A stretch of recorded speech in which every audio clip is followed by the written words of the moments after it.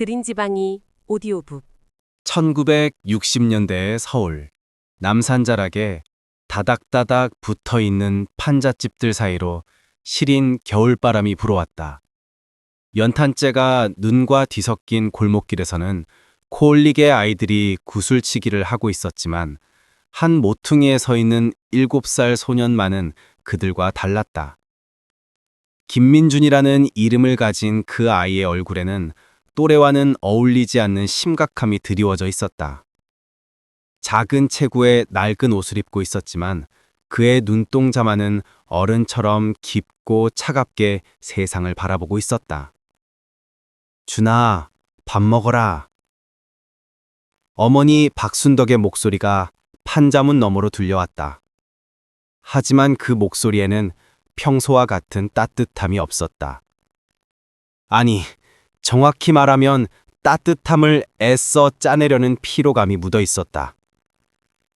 민준이 집 안으로 들어서자 방 한쪽 구석에는 거동이 불편한 할머니가 누워 계셨고 어머니는 그 곁에서 묽은 죽을 떠먹이고 있었다. 밥상 위에는 김치와 된장찌개가 전부였다.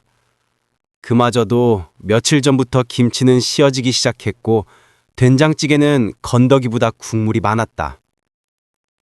어머니, 아버지는 언제 와요? 민준의 질문에 순덕의 손이 잠시 멈췄다.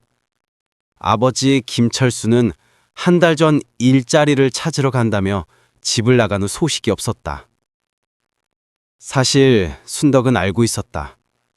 남편이 돌아오지 않을 것이라는 걸. 빚에 쪼들리고 시어머니 병수발에 지친 그가 어디론가 도망쳤다는 걸. 곧 올 거야. 준아, 너는 밥이나 먹어.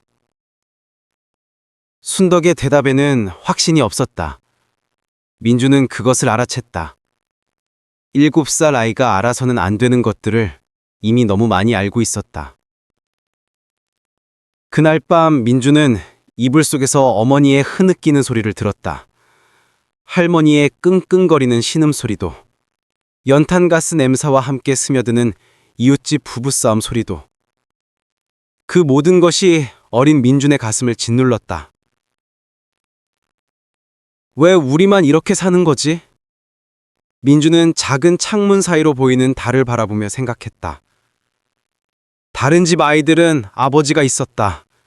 따뜻한 밥을 먹고 새 옷을 입었다. 하지만 자신의 집은 항상 모자란 것 투성이었다. 어느 날 오후 민주는 동네 아이들이 구슬치기를 하는 것을 멀리서 지켜보고 있었다. 야, 민준아, 너도 와서 같이 하자. 한 아이가 손을 흔들며 불렀지만 민주는 고개를 저었다. 구슬을 칠 구슬도 없었고 설령 있다 하더라도 잃어버릴 수는 없었다. 모든 것이 소중했다. 모든 것이 부족했다. 쟤는 왜 항상 혼자야? 아버지가 없다잖아. 우리 엄마가 그러는데 집이 너무 가난하대.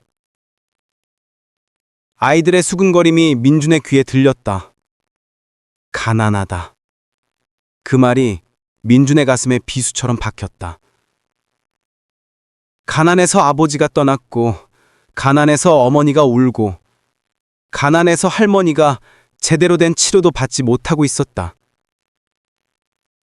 그날 저녁 순덕은 민준을 무릎에 앉히고 말했다. 준아, 넌 착한 아이니까 나중에 좋은 사람 만나서 행복하게 살아야지. 어머니의 말에는 체념이 배어 있었다. 자신은 이미 망가진 인생이니 아들만이라도 행복하게 살았으면 한다는. 하지만 민준의 마음에는 전혀 다른 생각이 스며들고 있었다. 아니, 엄마, 나는 절대 여자를 힘들게 하지 않을 거야. 그래서 사랑은 없어, 결혼도 없어. 나는 혼자 버틸 거야. 7살 소년의 마음 깊숙한 곳에서 차가운 다짐이 뿌리를 내렸다. 사랑은 약함이고, 가족은 짐이며, 감정은 사치라는, 오직 혼자만이 강할 수 있다는. 그 밤 민주는 작은 공책에 또박또박 글씨를 썼다. 아직 서툰 손글씨였지만 그 의미는 뚜렷했다. 나는 절대 약해지지 않겠다. 누구에게도 의존하지 않겠다. 돈을 많이 벌어서 누구도 나를 무시하지 못하게 하겠다. 7살 에어른의 선언문은 창문 밖 달빛통에 그 공책 위에 빛을 밝혀줬다. 그로부터 몇 년이 흘렀다. 민주는 이제 10살이 되었다. 키는 또래보다 작았지만 그의 눈빛은 더욱 날카로워져 있었다. 어느 추운 12월의 오후, 동네에 작은 소동이 일었다. 달동네에서는 보기 드문 극장이 문을 열었다는 소식이었다. 그것도 크리스마스 특별 상영이라며 몇 푼의 돈으로 영화를 볼 수 있다는 것이었다. 엄마, 나도 영화 보러 갈래요. 민준의 말에 순덕은 난감한 표정을 지었다. 몇십 원이라는 돈도 그들에게는 큰 지출이었다. 하지만 아들이 평소와 달리 무언가를 간절히 원하는 모습을 보니 차마 거절할 수 없었다. 그래, 가거라. 대신 조심해서 다녀와. 순덕은 주름진 손으로 동전 몇 개를 민준의 손에 쥐어줬다. 민준은 그 돈을 꽉 쥐고 골목을 달려갔다. 싸구려 극장은 생각보다 작았다. 나무 의자들이 다닥다닥 붙어있고 스크린도 너덜너덜했다. 하지만 민준에게는 새로운 세계였다. 어둠 속에서 빛이 스크린을 비추자 그곳에는 낯선 나라의 이야기가 펼쳐졌다. 스크루지라는 제목의 영화였다. 한 구두쇠 노인의 이야기를 다룬 외국 영화에 한국어 자막이 달려 있었다. 다른 관객들은 중간중간 웃음을 터뜨리며 구두쇠를 조롱했다. 저런 심술쟁이가 다 있나? 돈만 아는 늙은이 꼴을 봐라. 하지만 민주는 전혀 다른 시선으로 영화를 바라보고 있었다. 스크루지가 직원에게 월급을 아까워하는 장면에서 다른 사람들은 웃었지만 민주는 고개를 끄덕였다. 크리스마스 선물을 거부하는 장면에서도 다른 사람들은 혀를 찼지만 민주는 이해할 수 있었다. 쓸데없는 돈을 왜 써? 감정에 휘둘려서 손해를 보네. 스크린 속의 스크루지는 혼자 살고 있었다. 아무도 그를 좋아하지 않았지만 그는 아무도 필요로 하지 않았다. 돈이 있었기 때문이다. 돈은 그를 배신하지 않았고 돈은 그를 떠나지 않았다. 민준의 눈이 번쩍였다. 저게 답이다. 저렇게 살면 누구에게도 휘둘리지 않아. 나도 저렇게. 영화가 진행되면서 스크루지에게는 과거의 유령, 현재의 유령, 미래의 유령이 찾아왔다. 그들은 스크루지에게 사랑과 온정의 소중함을 일깨워 주려 했다. 관객들은 감동했고 일부는 눈물을 흘리기도 했다. 하지만 민준에게는 그 장면들이 오히려 경고로 들렸다. 봐, 감정에 휘둘리면 저렇게 약해져. 사람들이 자꾸 간섭하고 돈을 쓰라고 하고 나누라고 해. 그러다가 가난해지는 거야. 영화의 마지막, 스크루지가 마음을 열고 사람들과 화해하는 장면에서 관객들은 박수를 쳤다. 하지만 민주는 고개를 저었다. 바보 같아. 왜 자신이 쌓은 걸 나눠줘? 결국 또 가난해질 텐데. 영화가 끝나고 극장을 나서면서 민주는 확신에 차 있었다. 자신이 가야 할 길을 찾았다는. 스크루지처럼 살되 마지막에 바뀌지는 않겠다는. 끝까지 냉정하고 끝까지 혼자이겠다는. 집으로 돌아가는 길, 민주는 작은 돌멩이를 주우며 중얼거렸다. 스크루지, 멋진 이름이야. 그날 밤, 민주는 공책에 새로운 목표를 적었다. 나는 조선의 스크루지가 되겠다. 돈으로만 사는 사람이 되겠다. 중학교에 입학한 민주는 철저히 계산적인 인간이 되어가고 있었다. 이제 14살이 된 그는 키도 제법 자랐고 어머니의 내조로 성적도 우수했다. 하지만 그 누구와도 진정한 우정을 맺지 않았다. 야, 민준아, 우리 오늘 방과 후에 축구하자. 같은 반 친구 정호가 다가와 말을 걸었다. 정호는 인기가 많고 운동도 잘하는 아이였다. 다른 아이들이라면 기뻐하며 따라 나섰을 것이다. 미안, 난 학원 가야 해. 민준의 대답은 늘 똑같았다. 하지만 사실 그에게는 갈 학원도 없었다. 다만 쓸데없는 시간을 보내고 싶지 않았을 뿐이다. 학원만 다니지 말고 가끔은 놀기도 해야지. 친구들이랑 시간 보내는 것도 중요하다고. 시간은 돈이야. 친구들과 노는 게 나에게 뭘 가져다 줘. 민준의 말에 정호는 당황했다. 14살 아이의 입에서 나올 말이 아니었기 때문이다. 뭘 가져다 주냐니. 그냥 재미있으니까 하는 거지. 우정도 쌓고 우정으로는 밥 못 먹어. 시험 성적도 안 올라가고. 민주는 차갑게 말하고는 자리를 떠났다. 정호는 그런 민준을 이해할 수 없다는 표정으로 바라보았다. 하지만 민준에게는 이용할 수 있는 관계는 달랐다. 성적이 좋은 아이들과는 스터디 그룹을 만들어 정보를 교환했고, 부유한 집 아이들과는 적당히 친해져서 필요할 때 도움을 받을 수 있도록 했다. 선생님들에게는 완벽한 모범생으로 행동해서 특별한 관심을 받았다. 민준이는 정말 대견해. 이렇게 어려운 환경에서도 성실하게 공부하고. 담임 선생님 김 선생의 말에 민준은 겸손한 미소를 지었다. 감사합니다, 선생님. 더 열심히 하겠습니다. 하지만 속으로는 다른 생각을 하고 있었다. 선생님의 관심을 받으면 추천서도 써주고 장학금 정보도 알려주겠지. 이건 투자야, 투자. 그런 식으로 민주는 모든 인간관계를 손익계산서처럼 관리했다. 자신에게 도움이 되는 사람은 철저히 활용했고, 그렇지 않은 사람은 가차없이 거리를 두었다. 어느 날 같은 반에서 따돌림을 당하고 있던 수진이라는 여학생이 민준에게 다가왔다.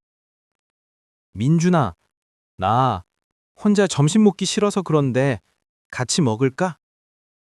수진은 집이 가난하고 외모도 평범해서 아이들 사이에서 인기가 없었다. 하지만 공부는 제법 잘했다. 민준은 잠시 생각했다. 수진과 친해진다고 해서 얻을 것은 별로 없어 보였다. 오히려 따돌림 당하는 아이와 어울린다는 이유로 자신까지 피해를 볼 수도 있었다. 미안, 난 빨리 먹고 도서관 가야 해서. 아, 그래? 미안해. 수진은 실망한 표정으로 자리로 돌아갔다. 민주는 그런 수진을 보면서도 마음이 흔들리지 않았다. 동정심은 사치였다. 자신에게 도움이 되지 않는 관계는 의미가 없었다. 며칠 후 수진이 수학 시험에서 1등을 했다는 소식이 들렸다. 민주는 즉시 계산기를 돌렸다. 수학을 잘하네? 나한테 도움이 될 수도 있겠어. 그는 다음날 수진에게 다가갔다. 수진아, 수학 시험 정말 잘 봤던데? 나 수학이 좀 어려워서 가끔 질문해도 될까? 수진은 놀라면서도 기뻐했다. 물론이지. 언제든지 물어봐. 이런 식으로 민주는 철저히 계산된 인간관계를 만들어갔다. 감정은 배제하고 오직 이익만을 추구했다. 그러면서도 겉으로는 친절하고 예의 바른 학생으로 행동했다. 고등학교에 올라가서도 마찬가지였다. 민주는 학급 회장에 출마했다. 인기를 위해서가 아니라 생활기록부에 기록될 활동 내역 때문이었다. 그는 치밀한 전략을 세웠다. 공부 잘하는 아이들에게는 함께 공부 분위기를 만들어가자고 어필했고, 운동을 좋아하는 아이들에게는 체육 시간을 늘리겠다고 약속했다. 예술을 좋아하는 아이들에게는 문화활동을 지원하겠다고 했다. 민준이는 정말 모든 사람을 배려할 줄 아는 것 같아. 그러게, 나한테 딱 맞는 말을 해주더라. 민준의 전략은 성공했다. 그는 압도적인 표 차이로 학급 회장이 되었다. 하지만 당선 후에는 공약을 지키기 위해 노력하지 않았다. 이미 목적은 달성했기 때문이다. 야, 민준아, 체육 시간 늘린다고 했잖아. 언제 할 거야? 한 친구가 불만을 표했지만 민준은 능숙하게 둘러댔다. 선생님들이 반대하셔서 조금 더 기다려. 다른 방법을 찾아보고 있어. 그러면서 속으로는 비웃었다. 바보들, 말만 믿고. 난 이미 내가 원하는 걸 얻었는걸? 이런 식으로 민주는 청소년 시절을 보냈다. 그 누구와도 진정한 관계를 맺지 않고 모든 것을 계산적으로 판단했다. 친구들은 그를 믿음직하고 똑똑한 아이로 여겼지만 민준에게 그들은 그저 이용 가능한 자원일 뿐이었다. 어느 날 저녁 민준이 집으로 돌아온 후 거울 앞에 서서 자신을 바라보았다. 16살이 든 그의 얼굴에는 또래와는 다른 차가움이 서려 있었다. 완벽해. 이제 누구든 내 뜻대로 움직일 수 있어. 감정 따위에 휘둘리지 않고 철저히 계산적으로 살 수 있어. 하지만 그 순간 마음 한구석에서 알 수 없는 공허함이 스며들었다.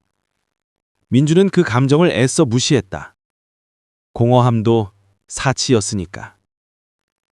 대학교 1학년 봄 캠퍼스는 벚꽃으로 가득 차 있었다.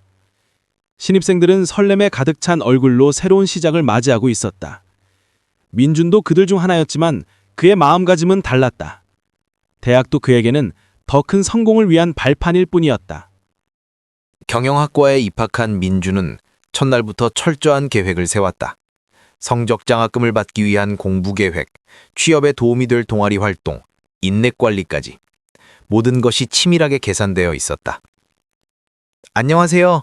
저는 같은 과 1학년 이지영이에요. 어느 날 강의실에서 한 여학생이 민준에게 다가왔다. 단정한 옷차림에 밝은 미소를 지닌 그녀는 다른 학생들 사이에서도 눈에 띄는 존재였다. 안녕하세요. 김민준입니다. 민준은 예의상 인사를 했지만 별다른 관심을 보이지 않았다. 지영은 몇 번 더 말을 걸었지만 민준의 반응은 늘 건조했다. 그런데 지영은 포기하지 않았다.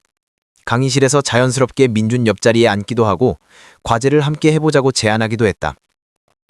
다른 남학생들이 그녀에게 관심을 보이는 것과는 달리 민준만은 담담했다. 민준 씨는 정말 특이해요. 어느 날 지영이 웃으며 말했다. 뭐가요? 다른 남자애들은 저를 보면 어떻게든 잘 보이려고 하는데 민준 씨는 전혀 그렇지 않아요. 별로 관심이 없어서요. 민준의 솔직한 대답에 지영은 오히려 웃음을 터뜨렸다. 그래서 더 신기하고 매력적이에요. 민준은 고개를 돌렸다. 그녀의 말이 자신에게 어떤 영향도 미치지 않길 바랬다. 하지만 지영의 접근은 계속되었다. 그녀는 민준의 관심사를 파악해서 경영서적을 빌려주기도 하고 유명한 CEO들의 강연 정보를 알려주기도 했다. 민준도 모르게 그녀와의 대화 시간이 늘어갔다. 지영 씨는 왜 경영학과를 선택했어요? 어느 날 민준이 먼저 질문을 던졌다. 지영은 잠시 생각하더니 대답했다. 사람들과 함께 뭔가를 만들어가는 게 좋아요. 혼자서는 할 수 없는 일들을 여러 사람이 함께하면 가능해지잖아요. 민준은 고개를 저었다. 사람들은 믿을 수 없어요. 결국 자신의 이익만 생각하게 되어 있어요. 정말 그렇게 생각해요? 네, 경험상 그래요. 지영은 민준을 유심히 바라보았다. 그럼 민준 씨는 왜 경영학을 공부해요? 사람들과 함께 일해야 하는 분야인데? 사람들을 이용해서 돈을 벌기 위해서요. 감정에 휘둘리지 않고 냉정하게 계산할 수 있으니까요. 지영은 잠시 말을 잃었다. 그리고 조금 슬픈 표정을 지었다. 그렇게 사는 게 외롭지 않아요? 외로움도 사치예요. 시간이 흐르면서 지영의 감정은 더욱 깊어져 갔다. 그녀는 민준의 차가운 외면 아래 숨겨진 상처를 직감적으로 느끼고 있었다. 그래서 더욱 그에게 다가가고 싶었다. 2학년이 되던 해 봄, 지영은 마침내 용기를 냈다. 벚꽃이 흩날리는 캠퍼스 길에서 민준을 불러 세웠다. 민준 씨, 제가 할 말이 있어요. 민준은 발걸음을 멈췄다. 지영의 표정이 평소와 달랐기 때문이다. 좋아요. 지영의 고백은 단순하고 직접적이었다. 그냥 그 마음만 받아주세요. 답을 강요하지 않을게요. 민준의 가슴이 두근거렸다. 이런 감정은 처음이었다. 하지만 동시에 경보가 울렸다.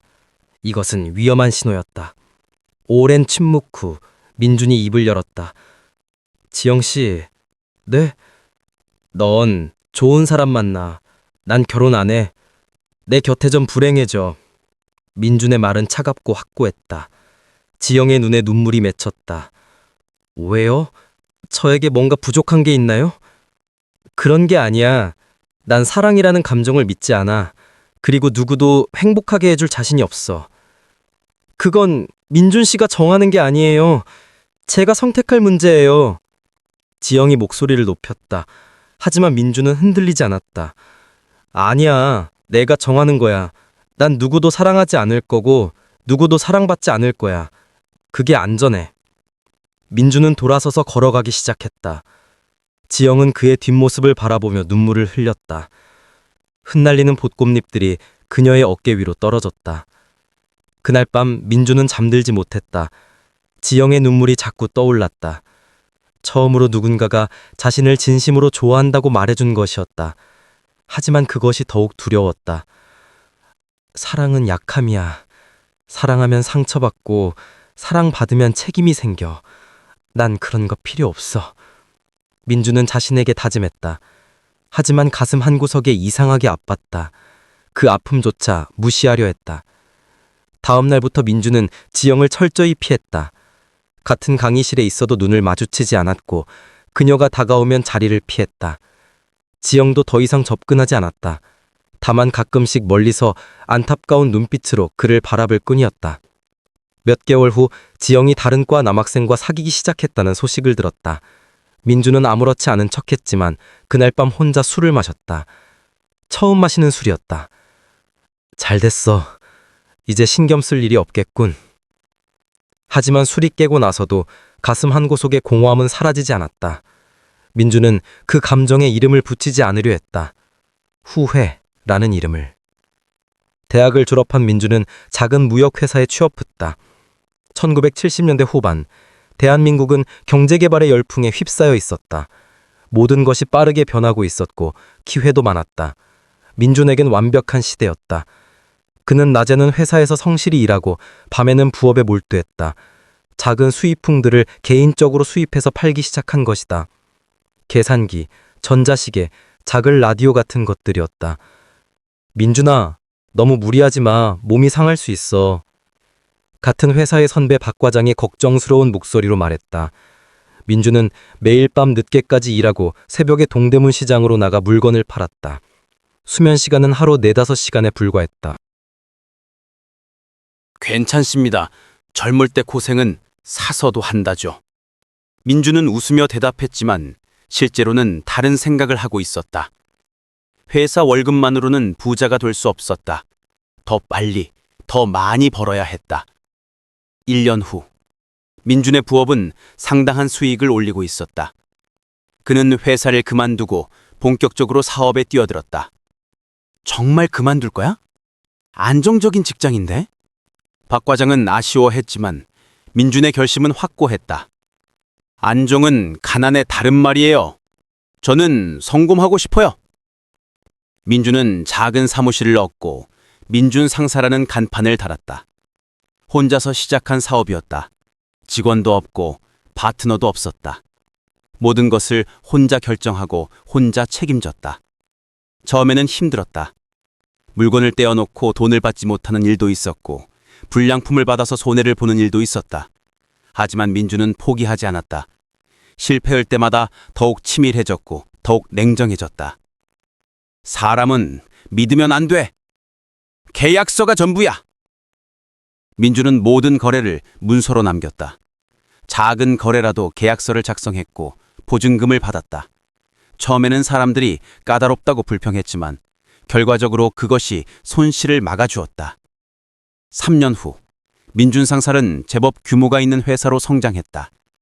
민주는 직원 5명을 고용했지만 그들과는 철저히 상사와 부하의 관계만 유지했다. 회식도 하지 않았고 개인적인 이야기도 나누지 않았다. 사장님, 오늘 김대리 생일인데 작은 파티라도 하면 어떨까요? 사무실 막내 직원이 제안했지만 민주는 고개를 저었다. 회사는 일하는 곳이야. 개인적인 행사는 개인적으로 해. 직원들은 처음에는 섭섭해했지만 점차 익숙해졌다. 대신 민주는 성과에 대해서는 확실하게 보상했다. 월급도 다른 회사보다 많이 줬고 보너스도 정확히 계산해서 지급했다. 1980년대에 들어서면서 민주는 부동산에도 손을 댔다. 당시 강남 개발이 한창이었는데 민주는 남들보다 빨리 그 가능성을 알아봤다. 번 돈을 모두 부동산에 투자했다. 너무 위험하지 않아요? 빚내서까지 땅을 사다니. 회계를 담당하던 이 대리가 걱정했지만 민주는 확신에 차 있었다. 위험하지 않아. 서울은 계속 커질 거고 땅값은 오를 수밖에 없어. 이건 수학이야. 민준의 예측은 맞았다. 강남 개발이 본격화되면서 그가 사둔 땅값은 몇 배로 뛰었다. 5년 만에 그는 억대 부자가 되었다. 1985년 민준은 마침내 자신의 빌딩을 갖게 되었다. 강남의 한복판에 위치한 8층짜리 빌딩이었다. 1층부터 3층까지는 상가로 임대를 주고 4층부터 8층까지는 자신의 사무실로 사용했다. 빌딩 옥상에 올라가 서울 시내를 내려다보던 민준은 만족스러운 미소를 지었다. 35살의 나이에 이룬 성취였다. 하지만 그 미소는 오래가지 않았다. 성공했지만 외로웠다. 축하해줄 사람도 기쁨을 나눌 사람도 없었다. 직원들은 그를 두려워했고 지인들은 그의 돈을 부러워했다. 진정한 친구는 한 명도 없었다. 그날 밤 민준은 혼자 비싼 양주를 마셨다. 화려한 사무실에 혼자 앉아서 돈은 배신하지 않아. 돈은 날 버리지 않아. 그는 중얼거렸지만 목소리에는 확신이 없었다. 가슴 깊은 곳에서 공허함이 더욱 커져가고 있었다. 하지만 그는 그 감정을 인정하려 하지 않았다. 성공했으니까, 행복해야 했으니까. 창밖으로는 서울의 야경이 반짝이고 있었다. 수많은 불빛들이 아름다웠지만 민준에게는 차갑기만 했다. 그 많은 불빛 중에 자신을 위한 따뜻한 빛은 하나도 없는 것 같았다. 1987년 민준의 사업은 절정에 달해 있었다. 부동산, 무역, 그리고 최근에는 금융업까지 손을 댔다. 그의 재산은 수십억 원에 달했고 경제계에서도 주목받는 인물이 되었다. 김민준 사장님, 정말 대단하십니다. 이번 프로젝트가 성공하면 우리 모두 큰 돈을 벌 수 있을 것 같은데요? 사업 파트너인 최 사장이 술잔을 들며 말했다. 최 사장은 3년 전부터 민준과 함께 대형 건설 프로젝트를 진행하고 있었다. 강남의 대형 상가 건물을 짓는 사업이었다. 그렇게 되었으면 좋겠군요. 민준은 담담하게 대답했다. 최 사장과의 관계도 철저히 비즈니스였다. 개인적인 친분은 없었지만 서로의 이익이 맞아떨어지는 동안은 좋은 파트너였다. 성대한 회식 자리였다. 프로젝트에 참여한 건설업체 사장들, 설계사무소 대표, 시공업체 관계자들이 모두 모였다. 수십 명이 둘러앉은 자리에서 술이 오갔다. 김 사장님 덕분에 우리 모두 잘 먹고 잘 살게 되었습니다. 정말 대단한 안목이에요. 처음에 이 프로젝트 얘기 들었을 때는 반신반의했는데 사람들의 칭찬이 쏟아졌다. 하지만 민준은 그들의 말을 액면 그대로 받아들이지 않았다. 모든 사람이 자신의 이익 때문에 모인 자리라는 것을 알고 있었다. 술이 몇 순배 돌고 나서 최 사장이 민준을 조용한 곳으로 불러냈다. 김 사장님, 제가 할 말이 있어서요. 최 사장의 표정이 평소와 달랐다. 민준은 본능적으로 경계했다. 무슨 말인가요? 이번 프로젝트 말인데 사실 저희가 다른 곳에서 더 좋은 조건을 받았어요. 민준의 표정이 굳어졌다. 무슨 뜻입니까? H그룹에서 접촉해왔어요. 우리 프로젝트를 인수하겠다고. 김 사장님보다 30% 더 좋은 조건으로요. 최 사장의 말에 민준은 충격을 받았다. 3년 동안 준비해온 프로젝트였다. 수십억 원을 투자했고 모든 허가도 받아놓았다. 이제 본격적인 수익이 나올 시점이었다. 우리가 계약을 했지 않습니까? 중간에 빠질 수는 없는 일이에요. 계약서를 다시 보세요. 상호 합의하에 계약을 해지할 수 있다고 되어 있어요. 최 사장이 서류를 꺼내며 말했다. 민준은 그 조항을 기억했다. 당시에는 별로 신경 쓰지 않았던 부분이었다. 최 사장님, 우리가 3년 동안 함께 일해왔지 않습니까? 이제 와서 이러시면 사업은 사업일 뿐이지 감정 섞은 건 네 실수야. 최 사장의 차가운 말에 민준은 분노가 치밀어 올랐다. 그렇게 나오시는군요. 좋습니다. 하지만 지금까지 투자한 비용은 어떻게 하실 건가요? 그건 각자 알아서 해야지. 사업에는 리스크가 따르는 법이니까. 최 사장은 미안하다는 기색도 없이 말했다. 민준은 주먹을 꽉 쥐었다. 하지만 화를 내봐야 달라질 것은 없었다. 그날 밤 민준은 혼자 사무실에 남았다. 직원들은 모두 퇴근했고 빌딩 안에는 그 혼자뿐이었다. 민준은 책상에 서류들을 바라보며 중얼거렸다. 그래, 역시 믿을 건 돈뿐이야. 하지만 그 순간 이상한 감정이 밀려왔다. 분노도 실망도 아닌 다른 감정이었다. 허전함? 외로움? 민주는 그 감정에 이름을 붙일 수 없었다. 왜 이렇게 허전하지? 지금까지 모든 인간관계를 비즈니스로 생각해왔다. 감정을 배제하고 이익만 추구해왔다. 그런데 막상 그런 관계가 깨졌을 때 느끼는 것은 단순한 경제적 손실 이상이었다. 민주는 창밖을 바라보았다. 서울의 야경이 여전히 아름다웠지만 예전과는 다르게 보였다. 그 많은 불빛들이 모두 혼자인 사람들의 것 같았다. 술잔을 들고 혼자 건배했다. 나는 혼자다. 혼자 태어났고, 혼자 살고, 혼자 죽을 거야. 하지만 그 말을 하고 나서도 가슴 한구석의 공허함은 사라지지 않았다. 오히려 더욱 깊어져 가는 것 같았다. 다음 날부터 민주는 새로운 프로젝트를 찾기 시작했다. 최 사장과의 일은 잊어버리려 했다. 하지만 쉽지 않았다. 믿었던 사람에게 배신당한 경험이 마음 깊이 상처로 남았다. 역시 사람은 믿을 수 없어. 이익이 맞지 않으면 언제든 등을 돌린다. 민주는 자신의 신념이 옳다고 생각했다. 하지만 동시에 그 신념이 자신을 더욱 고립시키고 있다는 것도 느꼈다. 성공했지만 외로웠다. 부자가 되었지만 공허했다. 그날 밤 민주는 오랜만에 어린 시절을 떠올렸다. 가난했지만 어머니와 할머니가 있던 그 작은 집, 연탄 냄새와 함께했던 따뜻한 기억들. 그때는 비록 가난했지만 적어도 혼자는 아니었다. 내가 뭘 위해서 이렇게 살고 있는 거지? 처음으로 그런 의문이 들었다. 성공을 위해 모든 것을 포기했는데 그 성공이 진정 자신을 행복하게 해주는지 확신할 수 없었다. 하지만 민주는 그 의문을 깊이 파고들지 않았다. 그럴 용기가 없었다. 지금까지 쌓아온 것들이 모두 무너질까봐 두려웠다. 1988년 가을, 서울에는 올림픽의 열기가 가득했다. 도시 곳곳이 축제 분위기였고 사람들의 얼굴에는 희망이 넘쳤다. 하지만 민준에게는 그저 또 다른 비즈니스 기회일 뿐이었다. 그날도 민준은 늦은 시간까지 사무실에 있었다. 새로운 투자처를 물색 중이었는데 올림픽 특수로 인한 부동산 붐을 놓치고 싶지 않았다. 사장님, 먼저 퇴근하겠습니다. 마지막 남은 직원이 인사를 하고 나갔다. 민주는 고개만 끄덕이고 계속 서류를 들여다보았다. 밤 10시가 넘어서야 민주는 사무실을 나왔다. 가을비가 부슬부슬 내리고 있었다. 우산을 깜빡한 것을 그제서야 깨달았다. 택시를 타자. 민주는 길가로 나가 택시를 잡으려 했다. 하지만 비가 내리는 탓인지 택시가 잘 잡히지 않았다. 몇 대가 지나갔지만 모두 승객이 타고 있었다.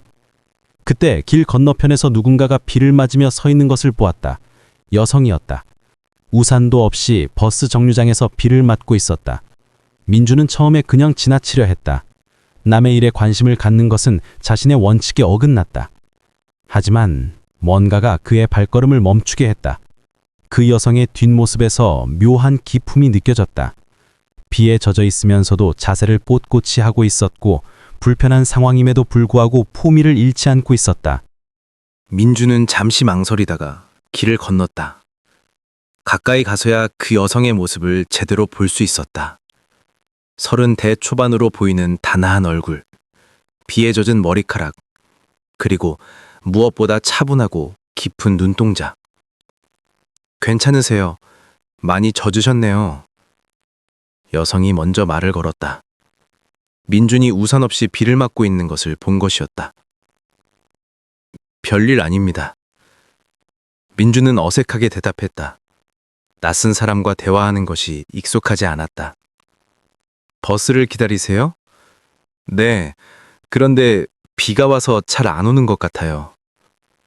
여성의 목소리는 부드럽고 따뜻했다. 민주는 그 목소리를 들으며 이상한 감정을 느꼈다. 가슴이 두근거렸다. 제가 택시를 잡아드릴까요? 이 근처에서는 택시가 더 잘 잡힐 것 같은데요. 민준이 제안했다. 자신도 놀라는 일이었다. 평소라면 절대 하지 않을 행동이었다. 괜찮아요. 곧 버스가 올 거예요. 하지만 비가 더 세게 내리는 것 같은데. 그때 마침 택시 한 대가 다가왔다. 민주는 손을 들어 택시를 세웠다. 먼저 타세요. 그럼 고맙겠어요. 여성은 미소를 지으며 택시에 올랐다. 그 미소를 보는 순간 민준의 심장이 크게 뛰었다. 어디까지 가세요? 종로까지 가요. 정말 고마워요. 택시가 떠나가는 것을 보며 민주는 그 자리에 서 있었다. 비는 여전히 내리고 있었지만 신경 쓰이지 않았다. 이게 뭐지? 왜 자꾸 생각이 나지? 집으로 돌아가는 내내 민주는 그 여성을 떠올렸다. 차분한 목소리, 우아한 자세, 그리고 무엇보다 그 따뜻한 미소. 그런 감정은 처음이었다. 그날 밤 민주는 잠들지 못했다. 40년을 살면서 처음 느끼는 감정이었다. 대학 시절 지영이의 고백을 받았을 때와도 달랐다. 그때는 경계심이 앞섰지만 지금은 알 수 없는 설레임이 있었다. 말도 안 돼. 잠깐 마주친 낯선 사람일 뿐인데. 민주는 자신을 다독였다. 하지만 며칠이 지나도 그 여성이 머릿속에서 사라지지 않았다. 일주일 후 민주는 또다시 그 버스 정류장을 지나게 되었다. 의식적으로 그 길을 선택한 것은 아니었다. 적어도 자신은 그렇게 생각했다. 그런데 놀랍게도 같은 시간 같은 장소에서 그 여성을 다시 만났다. 이번에는 비가 오지 않았다. 오, 지난번에... 안녕하세요. 민준도 어색하게 인사했다. 그때 정말 고마웠어요. 덕분에 비를 덜 맞았어요. 별것 아닙니다. 매일 이 시간에 지나가세요? 네, 회사가 근처에 있어서요.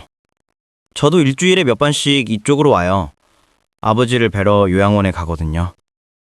그렇게 두 번째 대화가 시작되었다. 이번에는 더 길었다. 버스가 올 때까지 10분 정도 이야기를 나누었다. 저는 한수연이에요. 김민준입니다. 이름을 주고받았다. 민준에게는 특별한 순간이었다. 지난 20년 동안 이름을 주고받은 사람은 모두 비즈니스 관계였다. 순수하게 개인적인 관계로 이름을 알려준 것은 처음이었다.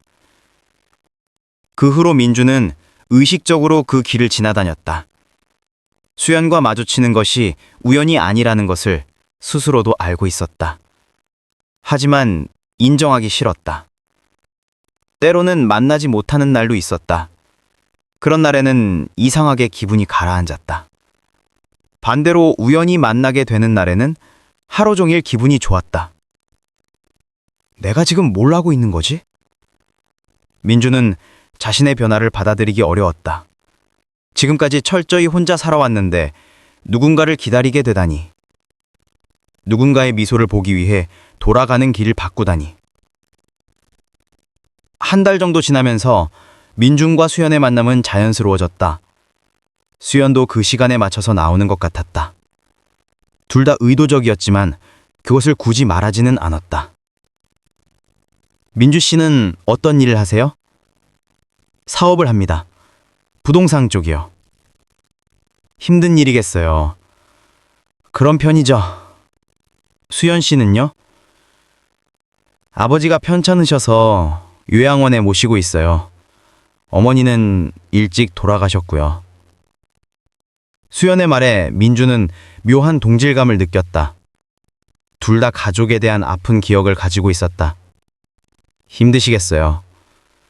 괜찮아요. 이제 적응했어요. 민준 씨는 가족이 있으세요? 아니요, 혼자 살아요. 외롭지 않으세요? 수연의 질문에 민주는 잠시 말을 잃었다. 외로움. 그동안 자신이 느끼지 않으려 했던 감정이었다. 외로움도 익숙해지면 괜찮아요. 그렇긴 하지만 가끔은 누군가와 이야기하고 싶을 때가 있잖아요. 수연의 말에 민주는 고개를 끄덕였다. 맞는 말이었다. 특히 요즘 들어서는 더욱 그런 생각이 들었다. 그날 밤 민주는 거울 앞에 서서 자신을 바라보았다. 40년을 살면서 처음으로 누군가에게 끌리고 있었다. 그것도 아무것도 모르는 낯선 여성에게. 이건 위험해. 내 원칙에 어긋나. 하지만 마음은 이미 다른 곳으로 기울어지고 있었다. 수연과의 만남이 기다려졌고 그녀의 미소가 그리웠다. 며칠 후 민주는 중요한 사실을 알게 되었다. 수연이 다니는 요양원을 우연히 알게 된 것이었다. 그리고 그 요양원의 이름을 들었을 때 민주는 충격을 받았다. 혹시 설마 민주는 급하게 요양원에 전화를 걸었다. 혹시 한국진이라는 분이 계신가요? 네, 계십니다. 어떤 분이신지요? 민준의 가슴이 두근거렸다. 한국진. 그 이름을 듣는 것만으로도 복잡한 감정이 밀려왔다.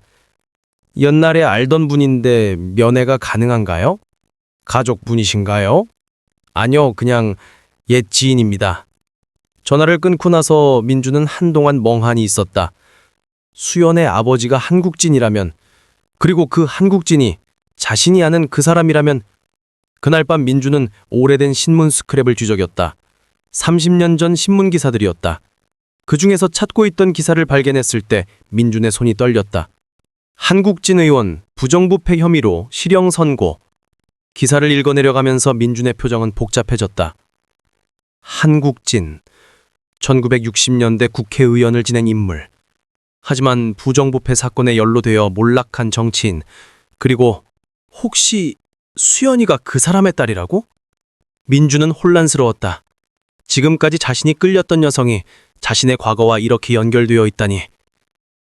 한국진은 민준에게 특별한 의미가 있는 인물이었다. 어린 시절 아버지가 한국진의 선거운동을 도와준 적이 있었다.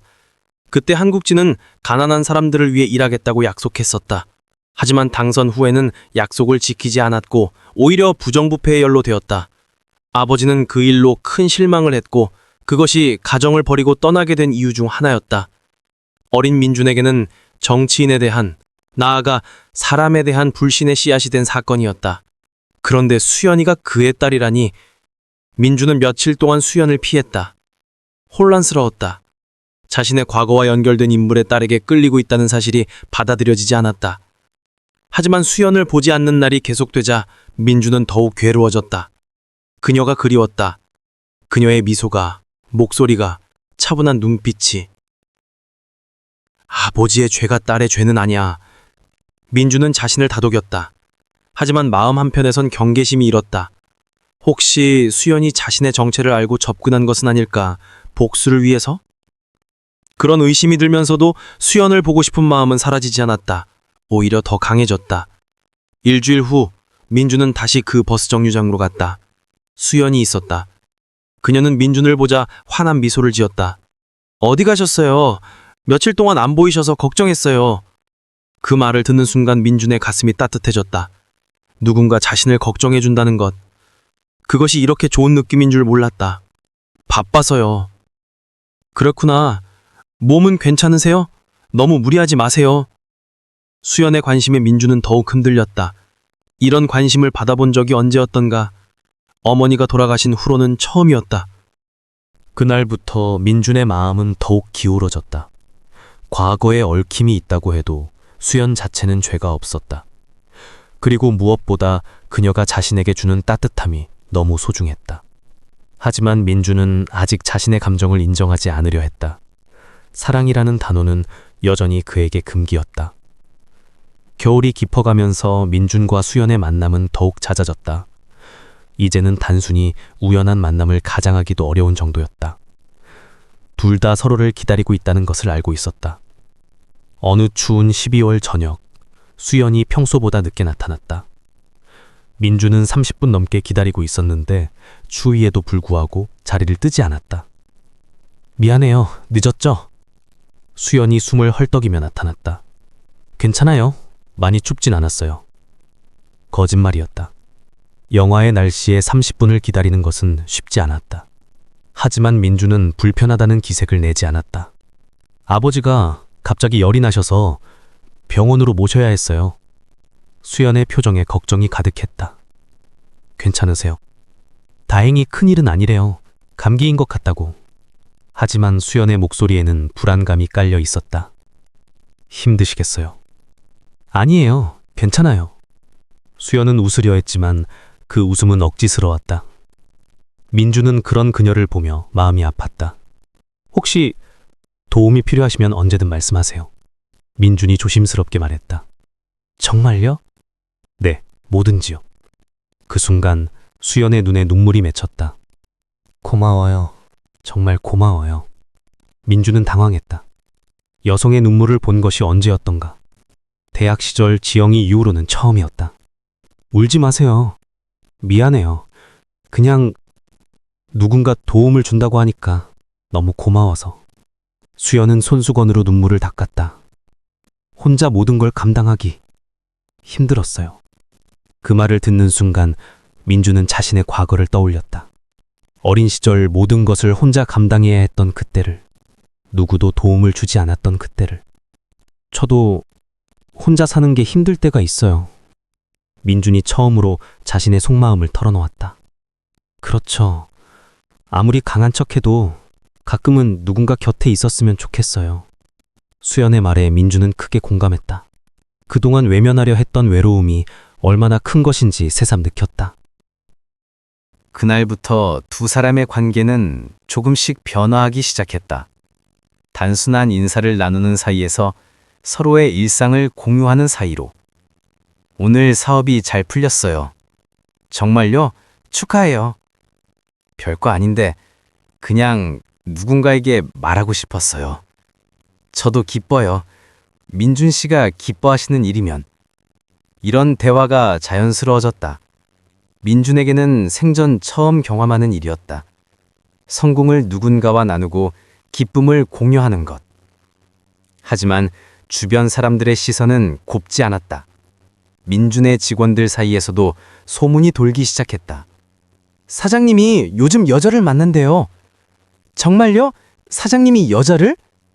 그런데 그 여자가 좀 이상하다는 소문이. 이 과장이 조심스럽게 민준에게 말했다. 사장님, 혹시 한수연이라는 여자를 아세요? 민준의 표정이 굳어졌다. 왜 그런 걸 묻나요? 그냥 사장님과 자주 만난다는 소문이 있어서요. 그런데 그 여자가 한국진의 딸이라던데? 그래서요? 한국진은 옛날에 부정부패로 몰락한 정치인이잖아요. 혹시 그 딸이 사장님을 노리는 건 아닐까 해서. 민주는 화가 치밀어 올랐다. 쓸데없는 소리 하지 마세요. 사장님, 조심하세요. 그런 집안 사람들은 뭔가 꿍꿍이가 있을 수 있어요. 이 과장의 말에 다른 직원들도 고개를 끄덕댔다. 맞아요, 사장님. 혹시 사장님 재산을 노리는 거 아닐까요? 그 여자가 접근한 것부터가 이상해요. 사장님 같은 분에게 평범한 여자가. 직원들의 말이 계속되자 민주는 참을 수 없었다. 그만하세요. 다 나가세요. 직원들이 놀라서 사무실을 나간 후 민주는 혼자 남았다. 가슴이 답답했다. 사람들의 말이 틀렸다는 것을 알면서도 마음 한편으로는 의심이 들었다. 정말 수연이가 내 돈을 노리는 걸까? 하지만 그 생각을 하는 자신이 싫었다. 수연의 순수한 미소를, 진심 어린 관심을 의심한다는 것이. 며칠 후 더 큰 소동이 벌어졌다. 민준의 지인들 사이에서도 소문이 퍼진 것이었다. 김민준이 여자를 만난다더군. 그런데 그 여자가 한국진의 딸이라는데? 한국진? 그 옛날에 비리로 망한. 그래, 그 딸이 김민준을 꼬시고 있다는 거야. 에이, 설마 김민준 같은 사람이 그런 함정에 빠지겠어? 하지만 소문은 점점 과장되어 갔다. 급기야는 신문에 작은 기사로까지 실렸다. 재계인사 K씨 전직 정치인 딸과 열애설. 기사는 짧았지만 민준에게는 큰 충격이었다. 자신의 사생활이 이렇게 공개되는 것은 처음이었다. 그날 저녁 평소처럼 수연을 만났을 때 그녀의 표정이 어두웠다. 민준 씨. 네? 혹시 신문 기사 보셨어요? 민준은 고개를 끄덕였다. 죄송해요.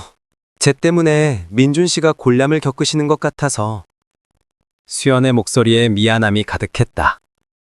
괜찮아요. 아니에요. 사람들이 저를 어떻게 생각하는지 알아요. 아버지 때문에. 그리고 제가 민준 씨에게 접근한 이유도 의심하고 있죠. 민준은 대답할 수 없었다. 실제로 그런 생각이 들었던 것이 사실이었으니까. 수연은 민준의 침묵을 보고 모든 것을 알았다. 역시 민준 씨도 그렇게 생각하시는군요. 수연 씨, 괜찮아요. 이해해요. 저라도 그렇게 생각했을 거예요. 수연이 일어섰다. 이제 더 이상 만나지 않는 게 좋을 것 같아요. 민준 씨에게 피해가 되고 싶지 않아요. 기다리세요. 민준이 급하게 수연이에 붙잡았다. 저는 그런 게 아니에요. 그럼 뭐예요? 수연이 돌아서서 민준을 갈아보았다. 그녀의 눈에는 눈물이 맺혀 있었다. 저는 민준 씨가 처음이에요. 뭐가요? 이렇게 마음이 끌리는 사람이, 이렇게 만나고 싶은 사람이. 수연의 고백에 민준의 가슴이 뛰었다. 사람들이 뭐라고 하든 상관없어요. 민준 씨만 저를 믿어주시면 돼요. 그 순간 민준은 결정적인 선택의 기로에 서 있었다. 지금까지 쌓아온 철벽을 무너뜨릴 것인가? 아니면 계속 지켜나갈 것인가? 수연이 기다렸다. 민준의 대답을. 수연 씨. 민준이 입을 열었다.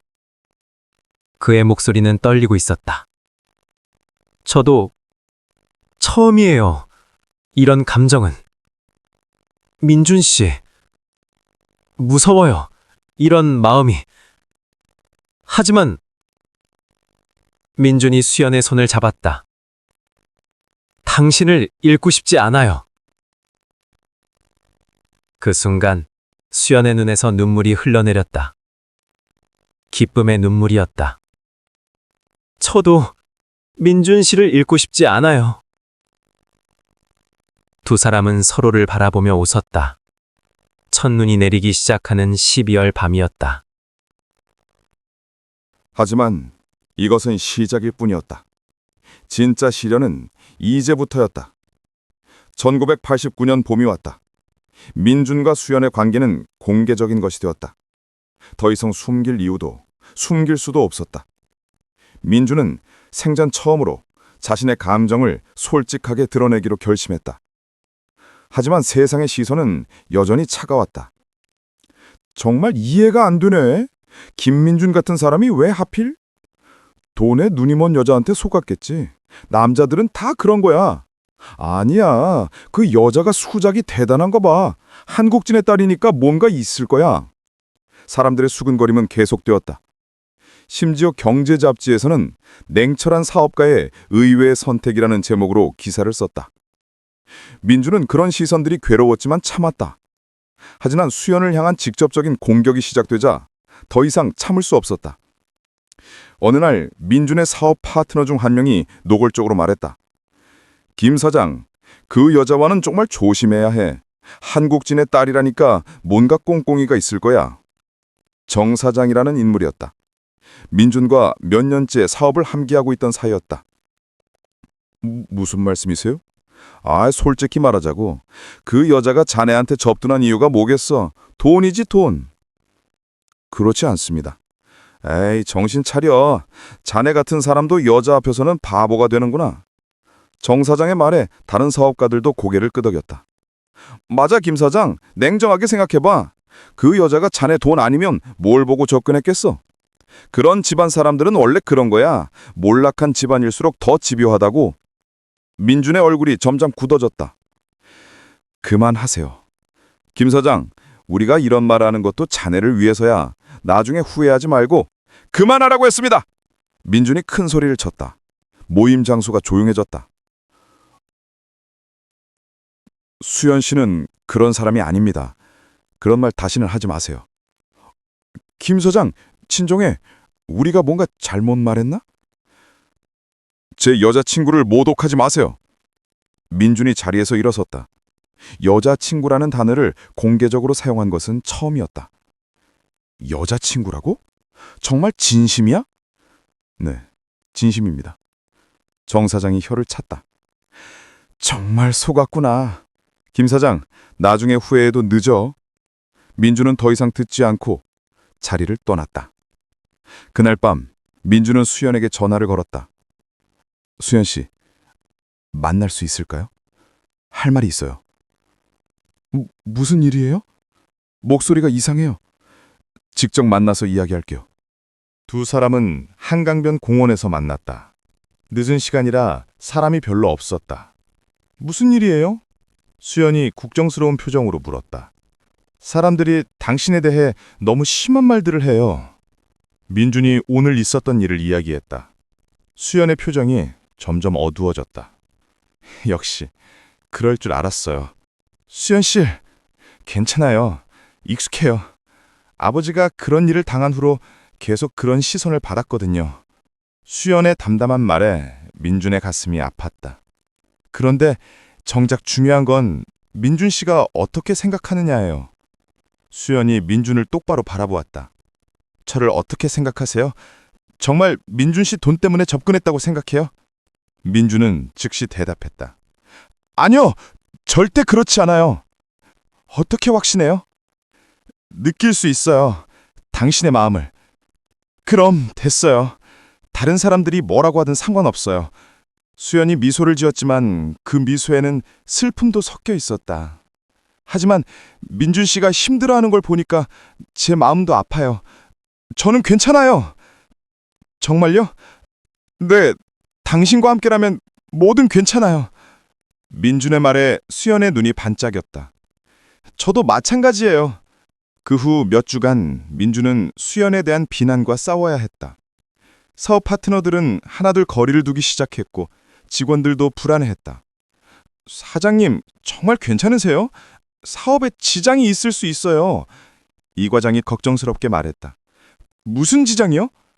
사람들이 사장님을 이상하게 보기 시작했어요. 김민준이 변했다, 여자한테 휘둘린다는 소리도 들리고. 그런 소리에 신경 쓰지 마세요.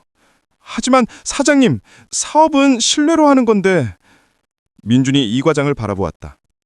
이 과장님도 저를 믿지 못하세요? 그런 게 아니라 저는 변하지 않았습니다. 여전히 사업에 최선을 다하고 있고 합리적인 판단을 내리고 있어요. 그렇긴 하지만 다만 이제는 혼자가 아니라는 것뿐이에요. 민준의 말에 이 과장은 더 이상 말하지 못했다. 사실 민준 자신도 변화를 느끼고 있었다. 예전 같으면 다른 사람의 시선을 의식해서라도 수연과 거리를 뒀을 것이다. 하지만 이제는 달랐다. 수연을 잃는 것보다 더 큰 손실은 없다고 생각했다. 어느 날 저녁 수연이 갑자기 울면서 민준을 찾아왔다. 무슨 일이에요?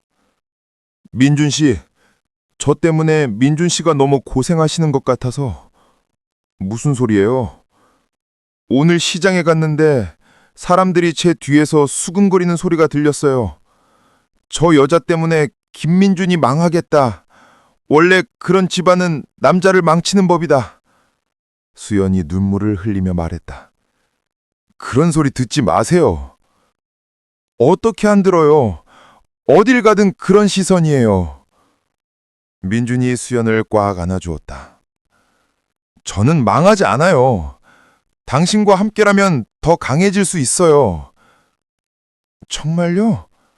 네, 정말이에요. 민준이 수연의 눈물을 닦아주었다. 사람들이 뭐라고 하든 상관없어요. 제가 선택한 건 당신이에요. 그 순간 수연이 민준을 바라보며 말했다. 민준 씨, 저에겐 할 말이 있어요. 무슨 말이요? 수연이 잠시 망설이더니 입을 열었다. 사실 저는 민준 씨를 처음 만난 게 우연이 아니었어요. 민준의 표정이 굳어졌다. 무슨 뜻이에요? 저는 민준 씨가 누구인지 알고 있었어요. 김민준 사장님이라는 걸. 민준의 가슴이 철렁 내려앉았다. 그럼 정말로 제 돈 때문에? 아니에요. 수연이 급하게 손을 저었다. 그런 게 아니에요. 제가 민준 씨에 대해 알아본 건 다른 이유가 있어요. 다른 이유? 아버지가 아버지가 민준 씨 이야기를 자주 하셨어요. 제 이야기를요? 네. 아버지가 옛날에 민준 씨 아버님을 알고 계셨대요.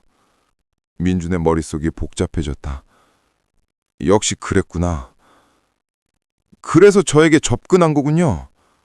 아니에요, 민준 씨. 들어보세요. 수연이 민준의 손을 잡았다. 아버지가 돌아가시기 전에 하신 말씀이 김철수 씨 아들에게 사과하고 싶다고 하셨어요. 사과? 아버지가 정치를 하실 때 민준 씨 아버님이 많이 도와주셨대요.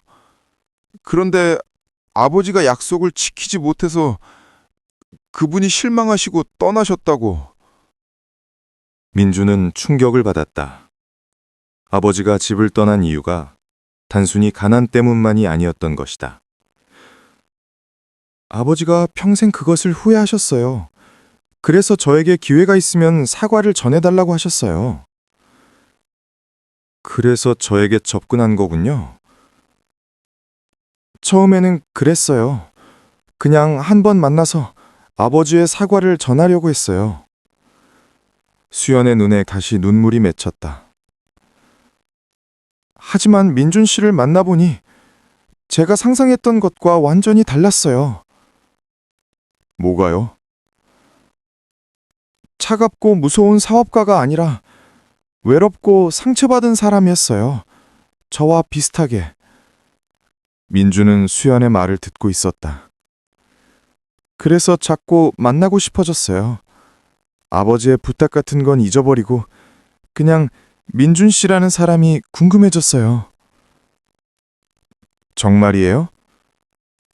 네. 그리고 언제부턴가 민준 씨가 우는 모습을 보고 싶어졌어요. 행복해하는 모습을 보고 싶어졌어요. 수연이 민준의 손을 더 꽉 참았다. 민준 씨, 저는 진심이에요. 처음 접근한 이유는 아버지 때문이었지만 지금은 정말 민준 씨를 사랑해요. 민준은 한동안 말을 하지 못했다. 복잡한 감정이 밀려왔다. 배신감, 실망감. 그러면서도 수연의 진심이 느껴져서 더욱 혼란스러웠다. 민준 씨, 잠시 생각할 시간을 주세요. 민준이 일어섰다. 민준 씨, 제발 며칠만 시간을 주세요. 민준은 수연을 뒤로 하고 걸어갔다. 수연은 그 자리에 주저앉아 울었다. 그 후 일주일 동안 민준은 수연을 만나지 않았다. 사무실에만 틀어박혀서 일만 했다. 직원들도 민준의 기분을 눈치채고 조심스럽게 행동했다. 사장님, 괜찮으세요? 이 과장이 덕점스럽게 물었다. 네, 괜찮습니다. 하지만 민준의 표정은 전혀 괜찮지 않았다. 그 주말, 민준은 오랜만에 어머니 산소를 찾았다. 서울 외곽의 작은 공동묘지였다. 어머니, 민준은 산소 앞에 앉아서 중얼거렸다. 저 어떻게 해야 할까요? 바람만이 대답을 대신했다. 정말 처음으로 사랑하는 사람이 생겼어요. 그런데 그 사람이 저에게 거짓말을 했어요. 민준의 목소리에 절망이 담겨 있었다. 하지만 그 사람의 마음은 진짜인 것 같아요. 저도 그 사람을 사랑해요.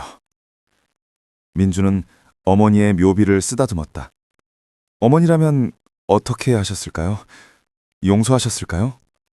그때 어머니의 목소리가 들리는 것 같았다. 준아, 넌 나중에 좋은 사람 만나서 행복하게 살아야지. 어린 시절 어머니가 했던 말이었다. 민준은 그제서야 어머니의 진심을 이해했다. 어머니는 자신이 행복하기를 바랐던 것이다. 혼자 사는 것이 아니라 사랑받으며 사는 것을. 어머니, 저도 이제 알겠어요. 민준은 일어섰다. 그 다음 주 월요일, 민준은 수연이 다니던 요양원으로 갔다. 한국진을 만나기 위해서였다. 요양원에서 만난 한국진은 많이 늙어 있었다. 한때 권력의 중심에 있던 인물이었지만 이제는 병든 노인일 뿐이었다. 한국진 선생님, 누구시죠? 한국진이 흐린 눈으로 민준을 바라보았다. 김철수의 아들입니다. 그 말을 듣자 한국진의 눈이 번쩍 띄었다. 철수의 아들? 네, 김민준입니다. 한국진의 눈에서 눈물이 흘러내렸다. 정말 미안하다. 네 아버지에게 내가 얼마나 미안했는지. 괜찮습니다. 아니야, 괜찮지 않아. 내가 약속을 지켰다면 네 아버지가 그렇게 실망하지 않으셨을 텐데. 한국진이 민준의 손을 잡았다. 용서해도 제발. 민준은 한국진을 바라보았다. 이 늙은 정치인도 결국 후회하며 살아온 인간이었다. 용서합니다. 정말이냐? 네. 그리고 수연 씨도 용서합니다. 한국진이 놀란 표정을 지었다. 수연이를 아느냐? 사랑합니다. 민준의 말에 한국진의 얼굴에 미소가 떠올랐다. 그래, 수연이는 좋은 아이다. 내가 망친 인생이지만 그 아이만은 행복했으면 좋겠다. 행복하게 해드리겠습니다. 고맙다. 정말 고맙다. 요양원을 나온 민준은 바로 수연에게 전화를 걸었다. 수연 씨, 만날 수 있을까요? 민준 씨, 정말이요? 네, 할 말이 있어요. 두 사람은 처음 만났던 그 버스 정류장에서 만났다. 가을 해가 지고 있었고 낙엽이 흩날리고 있었다. 수연 씨. 네. 민준이 무릎을 꿇었다. 수연이 놀라서 말을 못했다. 민준 씨, 왜? 나는 바보였다. 민준의 목소리가 떨리고 있었다. 돈으로 살 수 없는 걸 이제야 알았다. 민준 씨, 당신이 내 마지막 장부다. 민준이 수연을 바라보았다. 그의 눈에는 눈물이 맺혀 있었다. 평생 혼자 살겠다고 다짐했다. 사랑은 약함이고 가족은 짐이라고 생각했다. 하지만 당신을 만나고 나서야 알았다. 혼자 사는 게 진짜 약함이었다는 걸. 수연의 눈에서도 눈물이 흘러내렸다. 당신의 거짓말도 용서한다. 당신 아버지의 부탁도 이해한다. 하지만 이제는 그런 것들 다 잊고 우리 둘만 생각하자. 민준 씨, 나와 결혼해 줄래요? 수연은 눈물을 흘리며 고개를 끄덕였다. 네. 민준이 일어나서 수연을 껴안았다. 두 사람은 서로의 품에서 울었다. 이제야 진짜 당신을 보는 것 같아요. 수연이 눈물 속에서 미소를 지었다. 나도 이제야 진짜 사는 것 같아요. 민준도 생평 처음으로 진심 어린 미소를 지었다. 하늘에서는 첫눈이 내리기 시작했다. 두 사람의 어깨 위로, 머리 위로, 그리고 그들이 서 있는 길 위로. 민준은 자신의 사무실로 돌아가서 책상 위에 낡은 장보를 펼쳤다. 그리고 마지막 페이지에 새로운 항목을 적었다. 한수연, 가격을 매길 수 없는 것. 그 밑에 작은 글씨로 덧붙였다. 구드새도 사랑 앞에선 바보가 된다. 창부를 덮고 창밖을 바라보니 서울의 야경이 예전과는 다르게 보였다. 이제 그 수많은 불빛들이 차갑지 않았다. 따뜻했다. 왜냐하면 그중 하나는 자신을 기다리는 사람의 불빛이었으니까. 민준은 생각했다. 40년 동안 돈만 믿고 살았지만 진짜 중요한 건 돈이 아니었다. 사랑이었다. 누군가와 함께라는 것이었다. 혼자가 아니라는 것이었다. 그리고 그는 진짜 부자는 많은 돈을 가진 사람이 아니라 사랑하는 사람과 함께 있는 사람이라는 것을 깨달았다. 전화벨이 울렸다. 수연에게서 온 전화였다. 민준 씨, 뭐 하세요? 당신 생각하고 있어요. 저도 민준 씨 생각하고 있어요. 두 사람은 전화 너머로 웃었다. 내일 뭐 하실 거예요? 당신과 함께 있을 거예요. 좋아요. 저도 그럴 거예요. 전화를 끊고 나서도 민준의 미소는 사라지지 않았다. 처음으로 내일이 기다려졌다. 혼자가 아닌 내일이. 밖에서는 눈이 더 많이 내리고 있었다. 하얀 눈이 서울의 모든 것을 덮고 있었다. 민준의 차가운 과거도 수연의 아픈 기억도 그리고 두 사람을 둘러싼 편견들도 모두 하얀 눈 아래 묻히고 있었다. 새로운 시작이었다. 구두쇠가 아닌 한 남자와 정치인의 딸이 아닌 한 여자의 사랑 이야기에. 그리고 그들은 행복하게 살았다. 돈이 아닌 사랑으로. 에필로그. 1년 후 민준과 수연은 조용한 결혼식을 올렸다. 화려한 예식장이 아닌 작은 교회에서 많은 하객이 아닌 진심으로 축하해주는 몇 명의 사람들과 함께. 민준은 결혼 후에도 사업을 계속했다. 하지만 예전과는 달랐다. 이제는 돈만을 위한 사업이 아니라 사람을 생각하는 사업을 했다. 직원들과도 진심으로 소통했고 사회에 환원하는 일도 시작했다. 수연은 남편의 변화를 지켜보며 행복해했다.